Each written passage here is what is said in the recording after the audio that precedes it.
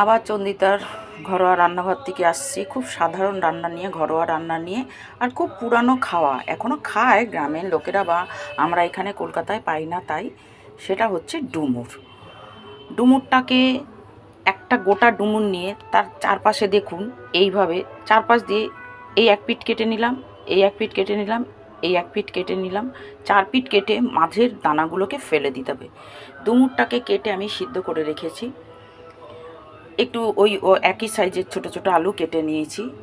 এতে লাগবে হচ্ছে তেজপাতা, আদা, পেঁয়াজ দিয়েও করতে পারেন, আমি নিরামিষ করছি। আর এর ভেতরে মশলা বলতে আমার আপনার একটু জল, আর হচ্ছে কি হলুদ, লবণ, মিষ্টি আর লাল মির্চি।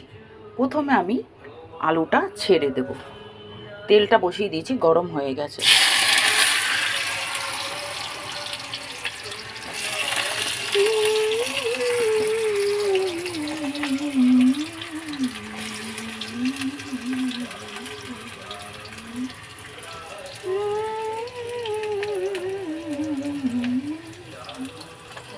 আলুটা সামান্য ভাজা হলেই ডুমুরটাকে দিয়ে দেবো। ভীষণ ভালো খেতে হয় এটাকে এইভাবে সুন্দর করে রাঁধতে পারলে। এটা কিন্তু একটা দারুণ খাওয়া আমাদের। গ্যাসটাকে একটু বাড়িয়ে দিই।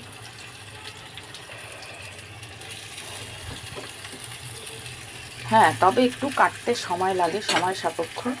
যাদের কন্টিনিউ হাত চলে তারা জলদি কেটে নিতে পারবে। আলুটা সামান্য ভেজে আমি ডুমুরটা যেটুকু মশলা আমি দিয়ে দেবো। হ্যাঁ, আলু ভাজাটা আমাদের সাতলানো হয়ে গেছে। এবারে ডুমুরটা দিয়ে দেবো। দিয়ে না, প্রথমে দেবো তেজপাতাটা, তারপরে ডুমুরটা। তেজপাতা দিয়ে দিলাম, তারপরে ডুমুরটা দেব।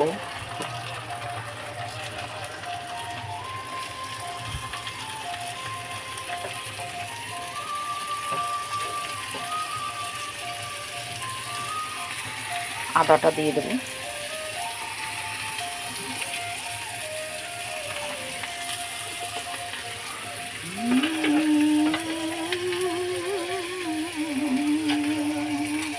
এবার একটু সাতলাবো, তারপরে মশলার ইয়েটা দেব, গোলাটা।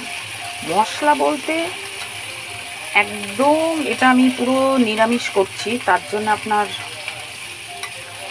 মশলা বলতে শুধু একটু আদা লাগছে। আর আমি নামাবার সময় ভাজা জিরের গুঁড়ো দিয়ে নামাবো। এই জন্য জিরের কিন্তু কোনো আইটেম দিচ্ছি না, ওই ভাজাটার জন্য। বেশি মশলা দিলে সব কিছু মশলা মশলা হয়ে যায়, আমার একদম ভাল লাগে না। এইভাবে সিমে কষিয়ে রাখলে সেই রান্না করে খেয়ে দেখবেন, খুব ভালো লাগে এই ঘরোয়া রান্না। এইবার আমি মশলা গোলাটা মানে সরি হলুদ আর রেড লঙ্কা, রেড চিলি গুঁড়োটা দিয়ে দেবো। আর একটু আমি আপনার লাল লঙ্কা কেটে দিয়েছি, কাঁচা লঙ্কা, এই যে। এবার এটাকে আমি ঢেলে দেবো।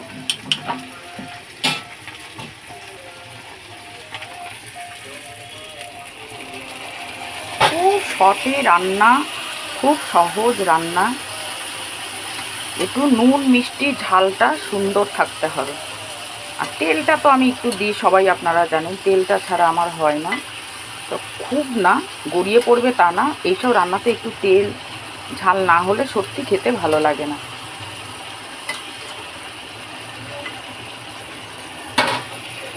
এবারে এটা সিমে রেখে আমি একটু চাপা দিয়ে দেবো।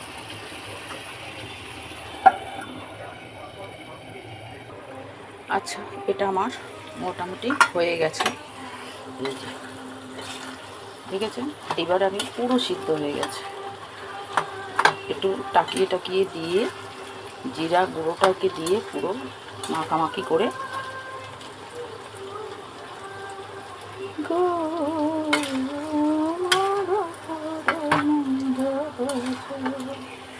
দেখুন ডুমুর রান্না।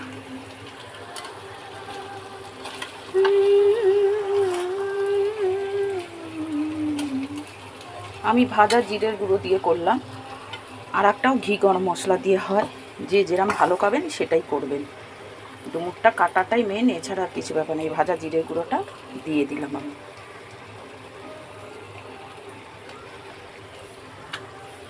ভাজা জিরে গুঁড়ো দিয়ে করলে পুরো মনে হয় কি, মানে সত্যি কথা বলতে কই মাছের তেল ঠেলতে তো অনেকে পেঁয়াজ আদা রসুন খান কই মাছে, কিন্তু আমরা খাই না, আমরা ভাবতে পাই না, কিন্তু এখন করি। শ্বশুরবাড়িতে এসে নোয়াখালীতে দেখেছি সব কিছুতেই পেঁয়াজ, এটা হয়তো ওরা রাঁধলে একদম আপনার পেঁয়াজেই রাঁধতো, কিন্তু আমি এইভাবে নিরামিষ রেঁধেছি। আমার শাশুড়িও নিরামিষ রান্না খুব ভালো করতেন।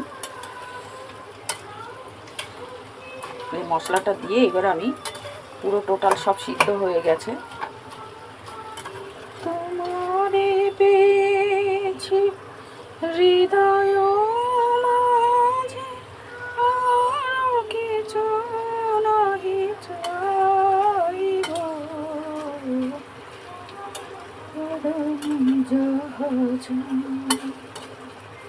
আমি একটু তেলটা কিন্তু বেশি দিয়েছি, একদম মুছে মুছে ভাতটা খেতে দারুণ লাগবে।